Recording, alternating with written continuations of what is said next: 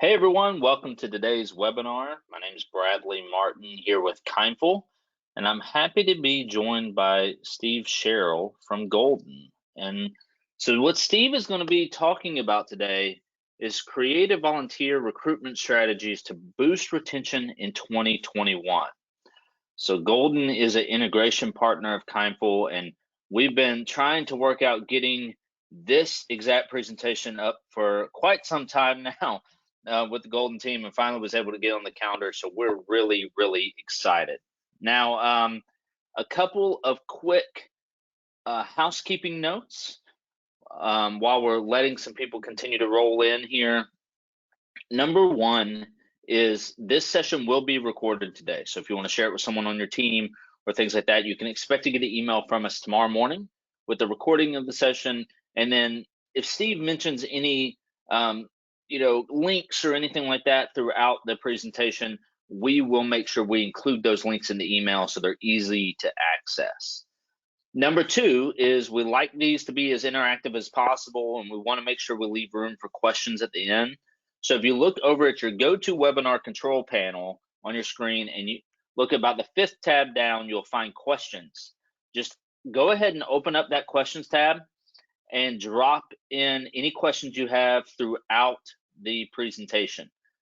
You can ask as many questions as you want. We will likely just try to save some of those questions for the end and just do kind of a rapid fire, and I'll be helping Steve find trends in the question. So we might not get to every single question individually, but also towards the end, Steve will give his contact information if you have anything specific you'd like to ask. Outside of that, Steve, I'm going to go ahead and just let you take it away. Well, great. Bradley, thank you. It's a pleasure. It's a real pleasure to be here with all of you. And, special shout out to everyone working from home with children. I was talking to Bradley earlier and, I got to meet one of his kids. So I just want to say everyone who's doing that is a hero. But more importantly, we're really happy to be here. So getting right down into it. Really excited to talk about volunteer retention today. And when it comes to retention, I think we all know that there's a Holy Grail. And that Holy Grail is 100% retention. It's probably not likely, but it is what we're all striving for. And, when it comes to retention, there's some tried and true strategies that I think you're all familiar with. Strong training and orientation programs, follow-ups and thank yous to volunteers, and volunteer recognition programs. There have been several studies done across the last 25 years, and these are really the 3 elements that stick out as being kind of the tried and true strategies for volunteer retention. But today we're going to get a little more granular and focus a little more specifically on recruiting as a retention tool. And so today I'm going to go through some stats. We're going to go over some guiding principles to tie together this presentation and then get into some best practices. With that said, who are we? Who am I? At Golden, here we're a volunteer management platform used by over 7,000 organizations worldwide. We've won some great awards that we're really, really proud of, given expert testimony in front of the National Commission on Community Service. And we're just really, really proud and lucky to be able to work with some of you and many of your colleagues. Most importantly, we're an integration partner with Kindful, and so we help our shared partners get a full view of an individual's engagement in terms of both their time and their money. For me, I'm Steve. I'm the Chief Operating Officer here at Golden. I spent 4 years earlier in my career as a senior policy advisor under Mayor Mike Bloomberg in New York City, and towards the end of my time there, I focused on disaster response, and especially between coordinating with local nonprofits in the city response. Then I transitioned, led a brand marketing and e-commerce team, an outdoor clothing brand. So when it comes to digital strategies and digital conversions, it's really kind of something that I focus on. But when it comes to volunteer coordination, I started my career as volunteer coordinator on political campaigns. So even though I haven't exactly sat in the seat as some of you and your colleagues, I have suffered the wounds and arrows and joys of wrangling volunteers and convincing them to come back and do all that dirty work that needs to be done. So I'm really happy to be here with all of you today. But enough about me. Couple notes on some of the stats I'm going to review. Every year we do a year-end review, and we work with some of our partners on some interviews to come up with some trends of the activities that are happening. This year, we actually did analysis of the past 2 years because the last 12 months have been a little wacky, I think, as we all know. And so when we look at the data and trends and themes, for sure, I want to put out some caveats here, which is that we're looking at the data of the organizers who are on our platform. So some of the stats that I might talk about may not apply to your organization. And I don't mean them to be prescriptive in any way, simply that we're highlighting some things we're seeing to be thought-provoking and maybe bring up some new ideas. So with that, I'm going to dive into some stats that we're seeing. So the first stat we saw over the last 2 years, the theme of this one is clear next steps equals signups. So 7 of the 10 most popular opportunities, individual volunteer opportunities that organizers on Golden have created, 7 of those 10 most popular had specific times and dates and locations, whether they were in person or virtual. So Tuesday from 2 to 4. The other 3 were self-guided virtual opportunities that volunteers could complete from home, things like helping the Smithsonian translate documents and the others. So the takeaway here, really that we're seeing is that volunteers like to be told what to do and when to do it. The real difference was when we saw these kind of more specific time and date or next step opportunities versus the concept of we'll work with your schedule. Our stats are showing for our organizers that the specificity of schedule performs a lot better in terms of signups than the kind of seemingly flexibility of we'll work with your schedule. Again, may not apply to everybody, but it's something we saw. So the second stat, this was a really interesting one that really jumped out to us. Interview times equals signups. So when organizers are recruiting for long-term engagements, mentoring, other things that require commitment, we saw that the opportunities that added proposed interview times got way more signups. So obviously this is, maybe it's unique to the Golden platform, I'm not sure, but it really, really stuck out that when there was an immediate next step that a volunteer could sign up for, like, yes, and here's my application and I'll do the interview on Tuesday at 2. It really drove signups and follow through. So the third element is the choices equal retention. So the top 10 organizations on Golden by retention rate, that's return volunteer percentage, they all had either more than one type of opportunity for volunteers to perform or multiple dates and times that they could be performed. So basically the takeaway here is that volunteers love options. And I think we can all imagine, when they love you, the person, and they definitely love you, but if they don't necessarily love the one available opportunity, things, they might not want to come back. And this is kind of, we call it internally the garage sale approach. And if you go to a garage sale, you'd be shocked at what people are trying to sell, but somebody's probably going to buy it. So we highly recommend listing as many different roles or activities or tasks that need to be done, filing cabinets, sweeping, all of that. There's an enormous amount that we've seen be successful when it's a volunteer role that doesn't fit in maybe your organization's core activities, but maybe it's something administrative that can be helped, restock the bathrooms with toilet paper, like things as simple as that. So, more choices for volunteers is leading to more retention. So moving on to some of the themes I kind of mentioned earlier, we're going to talk about 2 key themes today. The first is that retention really starts with the initial recruitment and sign up process. So recruitment is not just recruitment, recruitment is the beginning of retention. And the second theme is that reactivating an existing volunteer is the most valuable form of recruitment. And so, from an e-commerce mindset, that's part of my background, retention is not just about getting someone to come back, it's just a constant recruitment process. So these are the 2 themes. And we're going to break it down into kind of 4 more specific strategies today. So 1 is easy early. 2nd, clear expectations. The 3rd, thank you, and here's what's next. Sorry, that's my Bob Barker impression. And number 4 is syncing the fundraising and volunteer teams. So let's start off here with easy early. What does this mean? Now remember, let's think back. Retention starts with recruitment. So easy early, it needs to be easy to get started. So volunteer recruitment is a business practice, and we see it should be approached kind of like e-commerce companies approach selling. And one of the primary tenets of e-commerce is that every property, your website, social media, email campaigns should all be linking back to one single destination where the customer can buy what you're selling. In this case, you're selling volunteer opportunities. You want people to sign up for them. So we, highly recommend that there be a single destination for signups across all your outbound channels. One of the most interesting tactics we saw this year that we thought was awesome, an organization added a QR code that linked to the volunteering page on their website into their hard copy mailers. Pretty much every smartphone today, the camera has a QR code reader. So we thought that was really cool, and just a way to make sure that everything was driving back to that same sign up page, easy to get started.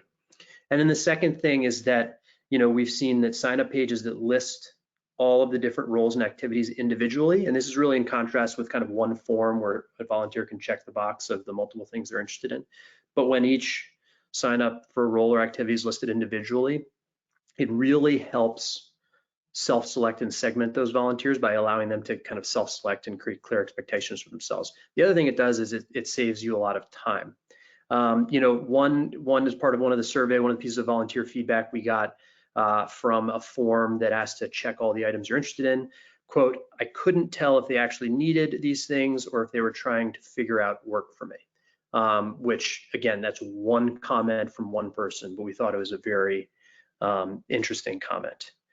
And then an organizer comment was, but what if I need volunteers to send background information or sign up for an interview? And we found that when they tried the open menu approach of selecting each individual role, it created that easier, lower bar to entry, higher conversion rates, higher retention. And then easy early transitions to easy to do it again. And so, it's important for that volunteer now page to have an opportunity calendar to sign up for the next session, or to easily access other available roles, that garage sale approach that we talked about. And the real thing here, in terms of easy early, why does this matter?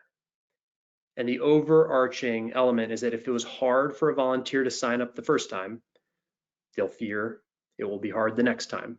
And as we all know, people inherently don't want to do things that are hard.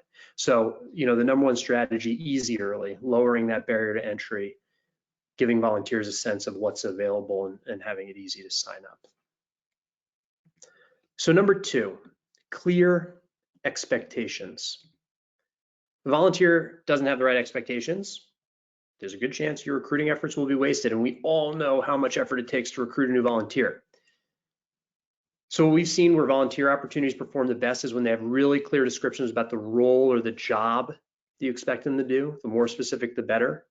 The expected time commitment, that's a major source of dislocation of expectations.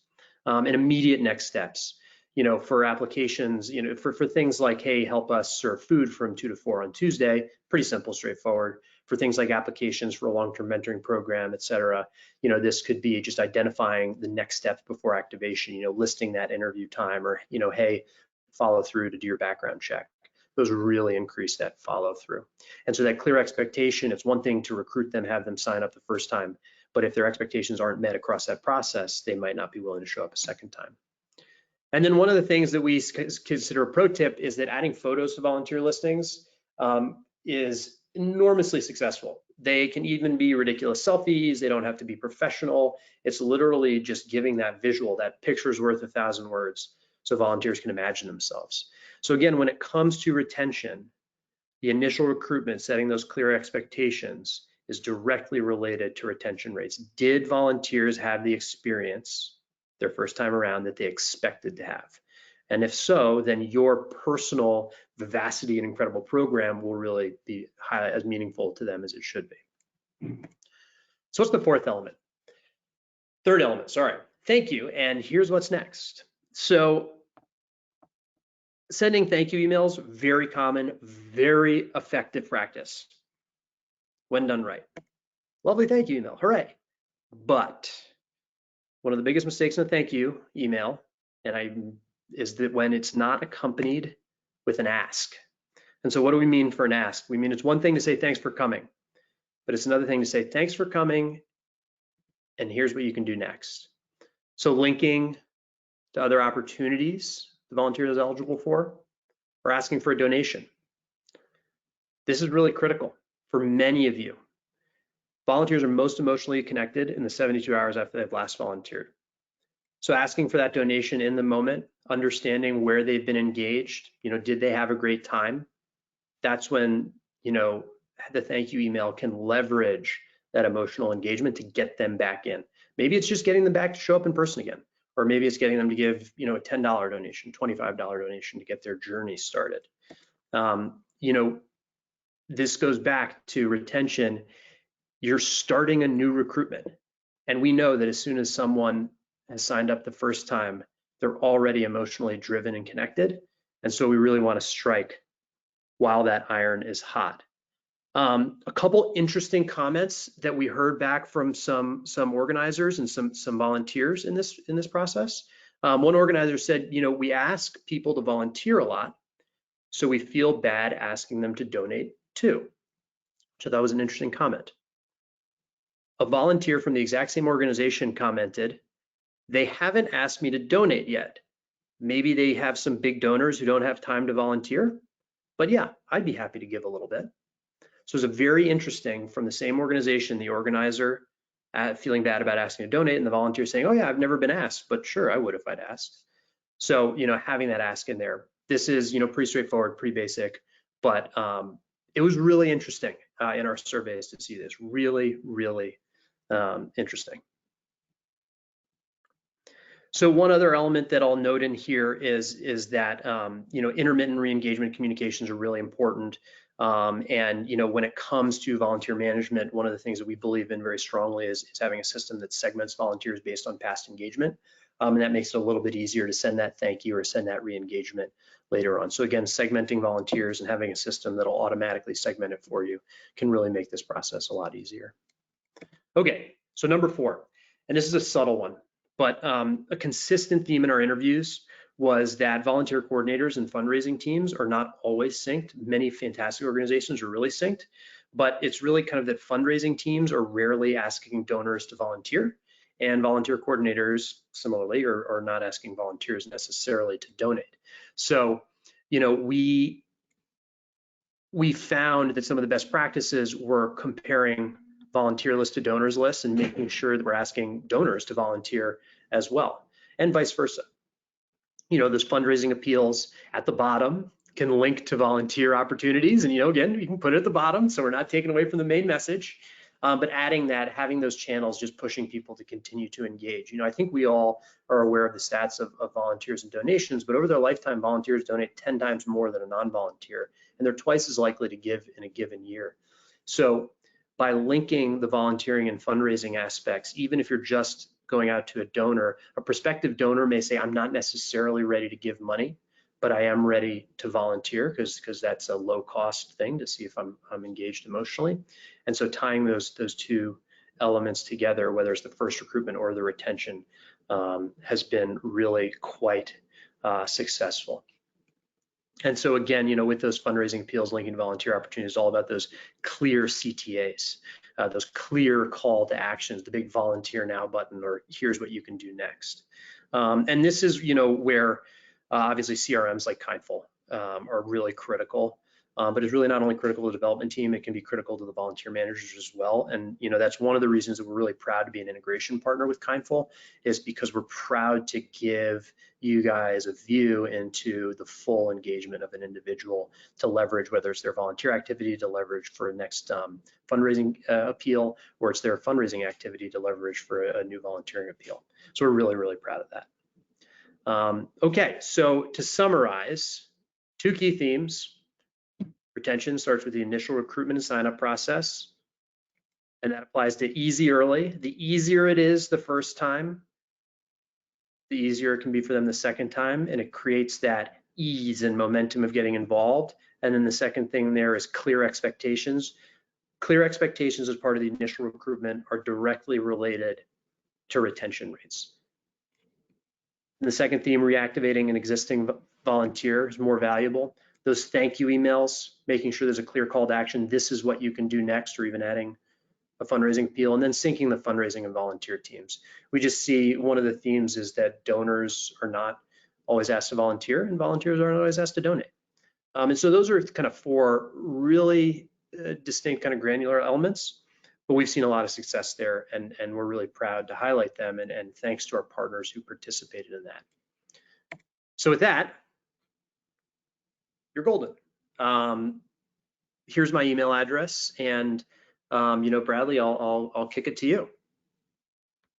Yeah, so for sure, if I think it was really good content, and I think it's interesting that there's some really key takeaways here that you shared that I think are really, really valuable. And I love the idea of just not overthinking it. It's not like 12 steps to retaining volunteers. It's a couple really clear key takeaways. And so before we move on to questions, we've got a couple that have rolled in, and there's a couple things I definitely want to double click into. But, can you give just a little bit more detail? I know you shared that you guys integrate with us. We've said that a couple times, but Yeah. where is it if people are looking for a volunteer management platform, where is it that you guys really excel and fit really well? Yeah, that's a great question, Bradley. Thanks. So the benefits of having a volunteer management platform that integrates directly with Kindful is that your donor records in Kindful will, the volunteer system, volunteers that come through Golden will automatically be added to as a donor record in Kindful, and that donor record will show their volunteering history in addition to their donations history. So you have a real-time update. There's no like, oh, I got to make sure to enter this new volunteer into Kindful. That's all automated. When it comes to Golden, the three metrics that we measure ourselves on are volunteer conversion rates. So volunteers sign up for opportunities that they look at on a Golden supported platform a little more often than they buy something that they look at on Amazon. We're really proud of that for conversion rates. We're really proud of our retention rates versus other platforms that customers have migrated off. We have 3.7 times higher retention rates for second and third activations. And so that's really how we format our volunteer facing elements. And then on the organizer side, we try to automate as much of the data entry, engagement tracking, and administrative communications as possible to save you guys time. So, we do things like automate all the administrative reminders, check-in and check-out can be automated using our mobile apps. We're probably best known for our volunteer-facing mobile apps, which are wonderful, but all of our properties are built on web as well and are fully mobile responsive so that you have field workers, they can manage their full volunteer program just from your phone. It's pretty great. But then, where we really are strong is again in that kind of retention and re-engagement, because our system will automatically segment volunteers based on their past engagement. So it's really easy to understand, oh, who was involved in such and such an activity last year, maybe they'd be good to reach out to next year. So if you're interested Awesome. in automation, streamlined workflows, that's probably somebody who might be interested in Golden. Sweet. Well, we'll make sure, after when we send out the recording, that we'll send a link to Golden's website. You can see it there. It's pretty easy to remember, but goldenvolunteer.com. And then if you have any specific questions about the platform, feel free to reach out to Steve, and he can, direct you in the right direction or answer those questions for you. So we do have quite a few questions and some really good ones. And I think I know we talked a lot about retention, but Steve, are you okay if we jump into some other volunteer issues as well? There's a couple people had a couple different questions, and obviously, you may say, hey, I need to redirect you to someone else on that, but do you mind if we just kind of go a little bit of a fire drill mode here and ask as many as we can? I'm ready. I'm ready. All right. So let's go. So I'm going to start off. I'm going to start at the top because we've got some really good ones, and they're all pretty unique. So first off, Brooke chimed in right at the beginning. You were talking about, giving people specific times and dates. And she's got a little bit of a specific scenario where her volunteers are patients of a rare disorder.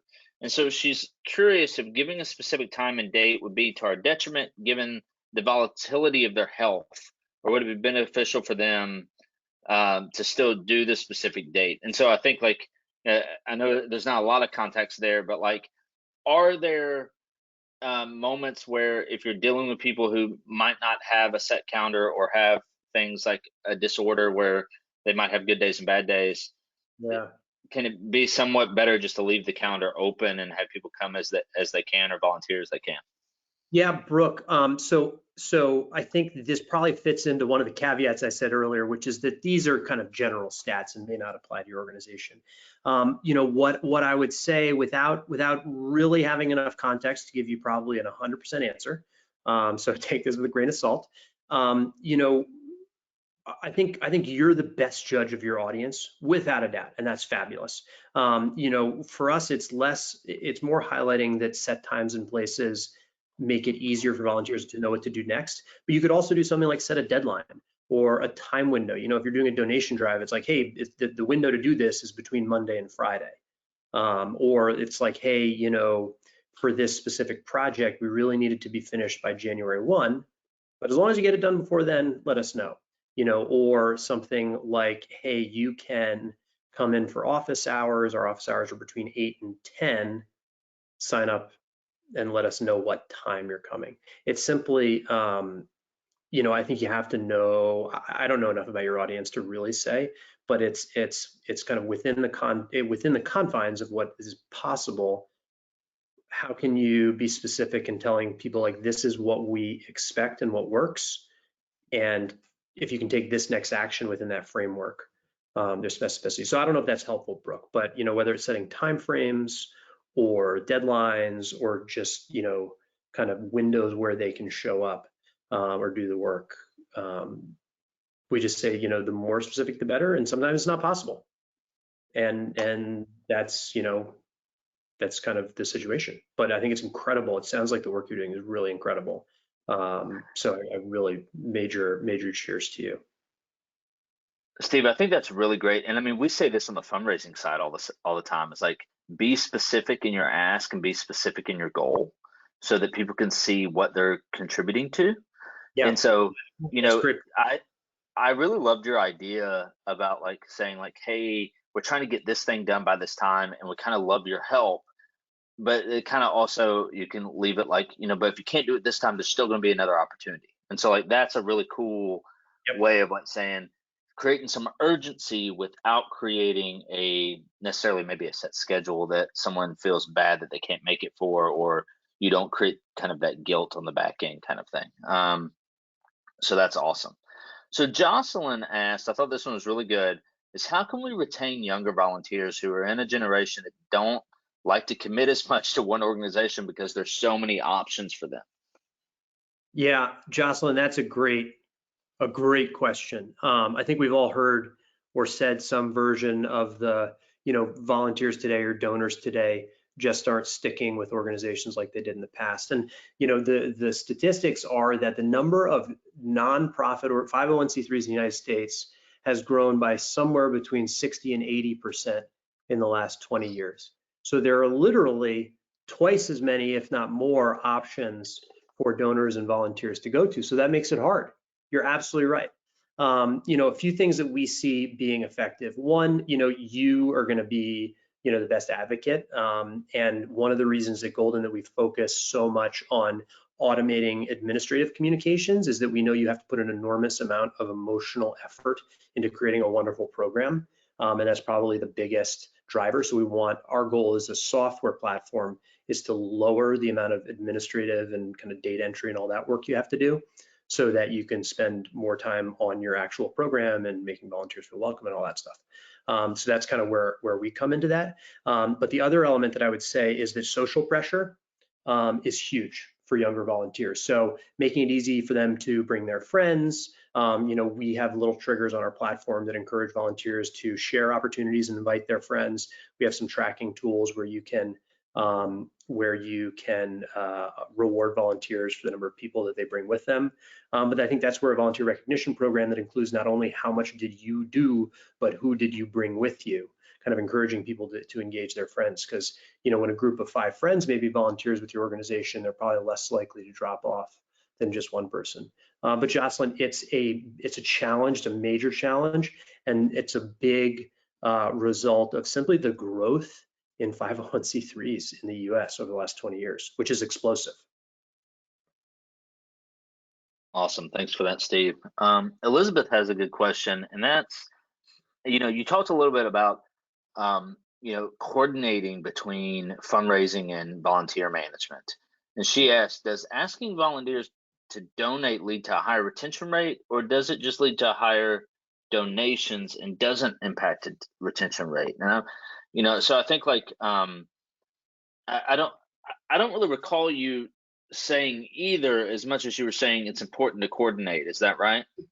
Yeah, but it's a great question, and I can answer it. I'm gonna say this is correlation and not causation, Elizabeth. So I'm not sure, I can't quite tell from the data if it leads to a higher retention rate, but we do know that volunteers who also donate tend to be regular volunteers. And we also know that asking volunteers to donate does lead to higher donations. So does it impact the retention rate? I would say probably if they are donating, but I don't want to say definitely. There's a correlation between volunteers who donate and their engagement. And I think we can all, imagine it's pretty natural if a volunteer is both volunteering and donating, they're pretty emotionally engaged in the organization. And so kind of the best practice that we've seen from some of our partners is simply to increase the number of engagement points with an individual person. So we would say they volunteer, that's an engagement point. They donate, that's an engagement point. And the more engagement points you can have with those individual people, the more likely they are to be emotionally long-term driven to, as Jocelyn said, to stay with your organization and not go. So I don't want to say there's causation there, but there's definitely a correlation, which I know is kind of a caveated answer, but that's the best I would give you. So again, just driving those additional emotional engagement points. Right. Now we did get quite a few questions around this topic. So and that's around COVID-19, right? So and so Catherine asked, how can we apply these strategies to getting our volunteers back once COVID-19 is over? We've had a ban on all indoor volunteers from the state since March 2020. Reactivating our volunteers will be an important part of post-pandemic going forward for them.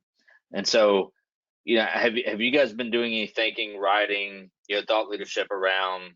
And I've got a couple other COVID-19 questions that we might get to, but what are your thoughts specifically on if you relied heavily on in-person volunteers? Now they're all, they haven't been there, and I mean, goodness, almost a year. How are you going to get those back? What's your advice on keeping those people engaged and retaining them when they're able to get people back in person? Yeah, I think that's a great question, Catherine. So, I think, so two things we're seeing. People are just generally, when it comes to trends across just regular people, people are interested in engaging in their communities and helping, but they're not really sure how to do it. And a lot of those reasons are, like you said, there's a ban on indoor volunteers because of COVID. So there's interest out there. The second thing is that companies are growing their corporate volunteering programs enormously. I think many of you have seen this. So from an interest point of view, there is at least has been a massive expression of interest from individuals and then from corporate groups as well. And so I think the key is to make it really easy. It's one thing for people to raise their hand. It's another thing for people to actually get up and do it. And I think we've all suffered from this where someone's like, yeah, I'm so interested. And you're like, great, can you come on Tuesday? Like, well, I don't know. And so I think that's where, when we go back to that kind of easy early concept, it's being prepared to communicate, schedules. This is what our plan is. This is what our timing is. It's once you have a sense of what might be available. And then it's also looking at different tasks or jobs that maybe don't have to be done in person. Maybe it's, recruiting a group of your existing volunteers to help spruce up your website, or to redo an email marketing campaign, or to have a strategy session for reopening. One of the biggest trends we've seen is that a lot of activities that were in person have gone online. And this doesn't happen with service delivery, but it actually, I noticed that Brooke asked a question about best practices in volunteer training. We've seen a lot of volunteer trainings and orientations become webinars. And I think leveraging that aspect of webinars, even if it's just for a happy hour, can be great. But I think, Catherine, the biggest thing I would say is using this kind of indoor volunteer band that you guys are under, maybe as a time to kind of prep for what happens when they come back. And so that when it's back open, when you can accept them, you have one place to send your people. Like, we need people to fill these spots. They're back open, sign up here, and make it super easy for them to just get back on board, so they don't have to think about it and they can act on the interest that has been expressed.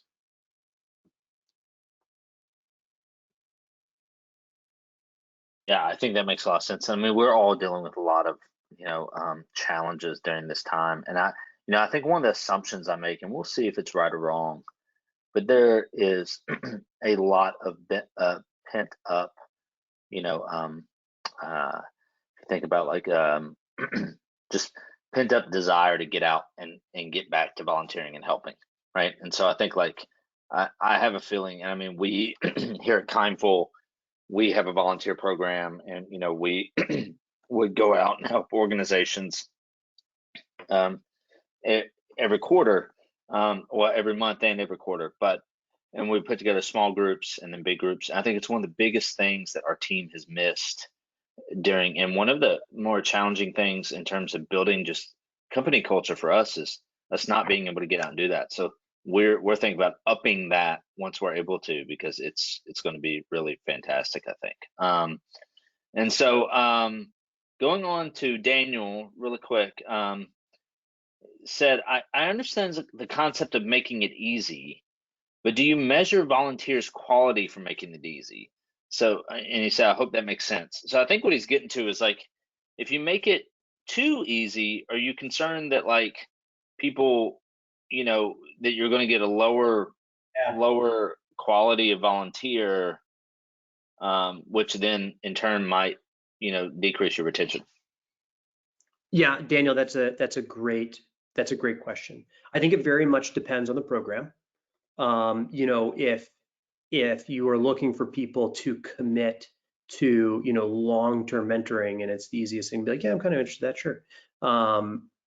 You might not have the greatest quality of applicants, but I think that's where mixing the kind of the easy early strategy with the clear expectations and next steps for them to take. Easy isn't like it's really easy to click a button and now you're in. It's more that it's easy to understand, where do I go to sign up, what is available, sign up, and then do the next step. So I think, Daniel, there's a good point. There's a balance there between making it just really simple to click a button and sign up.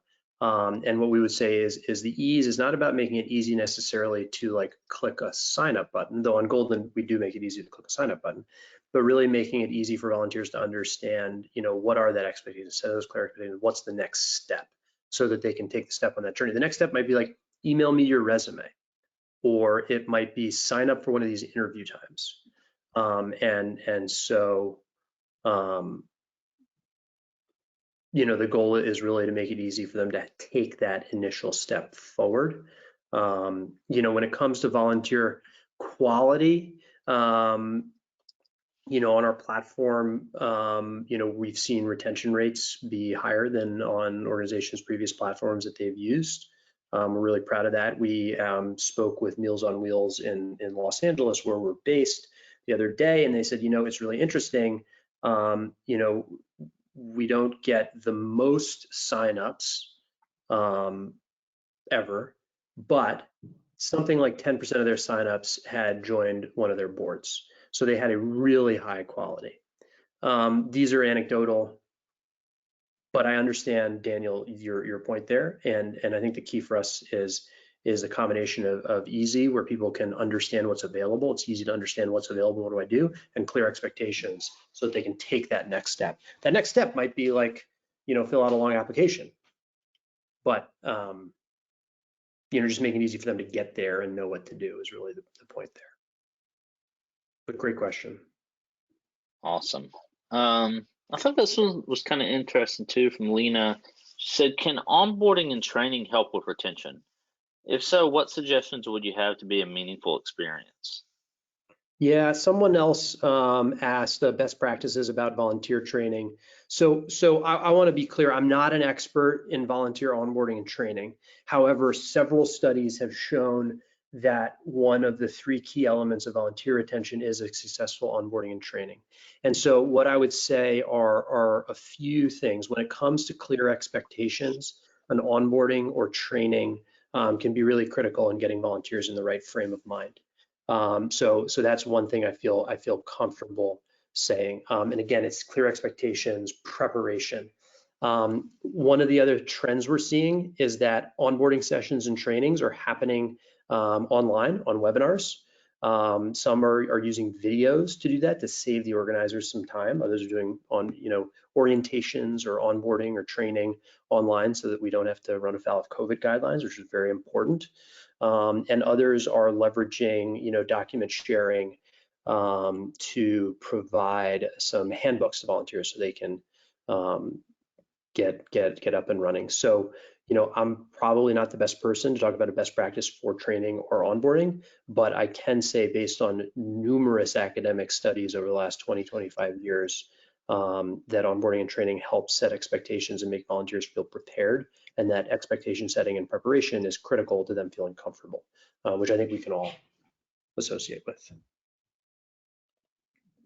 So I'm gonna ask you one more, and then we're going to go ahead and close out for today. Or actually, two more. Sorry, I'm gonna take myself back there. I have one more that I think is interesting, but this one I thought was really good because it gets back to thank yous, and it says we have a lot of daily. It's from McKenna, and she says we have a lot of daily return volunteers who probably do not want to receive a thank you email every time they volunteer every day. What is a good frequency to be sending thank you emails to volunteers? That's a great question. I think we can all understand where thank you emails become annoying. I know I saw earlier, I think maybe Carol asked about, thank you emails, and maybe there's best practice not to ask people. But, McKenna, I think that's, a question where the thank you emails are about building an emotional relationship with your volunteers. When someone comes back a third time, or, if they come back 3 times in 2 weeks, or you know them, at that point, honestly, I don't think a regular thank you email is going to do anything. I don't think it's going to be a negative, but I don't think it's really going to help. They already love you. I mean, everybody I'm sure loves you, McKenna. So at that point, it's probably more of the regular, fundraising and newsletters that are updating people on your program. And someone asked a question about a creative COVID-friendly volunteer recognition event. The best one I've seen was an Instagram or Facebook spotlight where they did a little Instagram post of kind of featuring one of the top volunteers in a photo, and everybody likes a shout out like that. So I think at a certain point, people might migrate from a thank you email to an Instagram spotlight or something like that. And so I think that's a question really for you, but it's really once they're emotionally engaged, once they're coming back, that regular thank you email is probably not necessary. But it also probably doesn't really hurt, honestly. Awesome. Last one that I think we're going to tackle for today is Cindy asks, many of our volunteers are seniors who may not use computers. Does the Golden platform allow for non-computer users? Yeah, we have some workarounds for that. We definitely use email addresses as kind of a unique identifier, which we call, but we have a best practice for people who maybe don't have email addresses or are computer users. Our goal obviously is to leverage technology to make life easier for folks, but the reality is that there might be somebody who's calling you up and saying, hey, Cindy, I'm coming tomorrow morning, mark me down. And you go, great. And there are tools in Golden to, add, senior citizen number one to the list, and then there's a check-in kiosk where you can press a button, check them in, and still give them credit for their engagement. So I mean, to be clear, Golden is definitely geared towards people who are actively using computers to sign up and the like, but we definitely support folks who aren't computer users. Awesome. Well, Steve, is there anything you want to add before we finish up today? We'll give everybody about 15 minutes back in their day. I know everybody's super busy. But is there anything else you'd like to add? Well, I just like to thank you all for your hard work. For me and our CEO Sam is on here as well. We are we do this to try to help organizers like you out. We're thrilled to be able to do this work. It's really exciting for us. And I think, Bradley, you and your team have very similar outlooks on, we're in this to help you and lend value to you. So I hope this has been helpful or thought provoking a little bit. I'm so sorry about the questions we didn't have time to answer, but this was great. And you guys have my email here. I'm happy to answer direct questions about this, about Golden, about, I don't know, whatever. I don't know much about cats and dogs, but I'll answer those questions too. No, it's been really a pleasure being with all of you, and thank you for all your hard work. It's been a tough year, but I'm excited about the year ahead. Yeah, and I'll have to echo what Steve says. I feel like we have a lot in common in the way we think about how our technology is built to help organizations do better work, right? And that's what we're here to do. And so, Steve, I just want to take the time to say thank you. It was a great presentation, some really great thoughts and great questions from the audience. And again, a couple people have asked, we will be sending recording out, and then we'll make sure we include a link to Steve's email and a link to their website if you'd like to check out more about Golden. And obviously, if you want to check out more about Kindful, or donor management platform and fundraising tool, we'd love for you to go over to kindful.com. Click on get a demo, and we would love to share with you a little bit about how Kindful can help you manage your donors and how we integrate with tools just like Golden. Thanks so much, Steve. Have a great day. Bradley, thank you, and everybody, thank you. Have a wonderful, wonderful day. All right. Thanks, everyone. Bye-bye.